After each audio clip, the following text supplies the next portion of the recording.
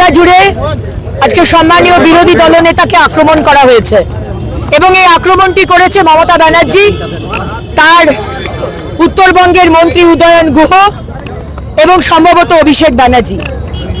আজকে আদালতের পারমিশনে এই কার্যক্রম আমাদের ছিল এবং যে রাস্তা দিয়ে শুভেন্দুবাবুর যাওয়ার কথা সেখানে যথাযথ সিকিউরিটির ব্যবস্থা ছিল না, পুলিশ দাঁড়িয়ে থেকেছিল এবং সেখানে জয় বাংলা স্লোগান দিয়ে টিএমসির ক্যাডার লাঠি বাঁশ পাথর দিয়ে আজকে বিরোধী দলনেতাকে আক্রমণ করেন। এটা শুধু বিরোধী দলনেতার ওপর আক্রমণ নয়, এটা তার চেয়ারকে আক্রমণ, পশ্চিমবঙ্গের গণতন্ত্রের ওপর আক্রমণ।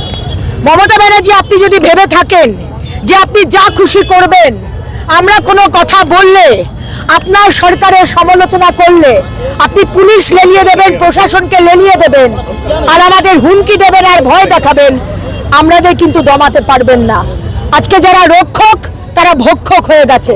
তাই স্বরাষ্ট্র মন্ত্রকের কাছে আমরা দাবি জানাই যে নিরপেক্ষ তদন্ত হোক, ইমিডিয়েটলি আজকে টিএমসির এমএলএ উদয়ন গুহকে অ্যারেস্ট করা হোক এবং এর পিছনে মমতা ব্যানার্জি, অভিষেক ব্যানার্জি এবং আর কে কে আছে তদন্ত করে তাদের নাম বাংলার মানুষের সামনে আনা হোক।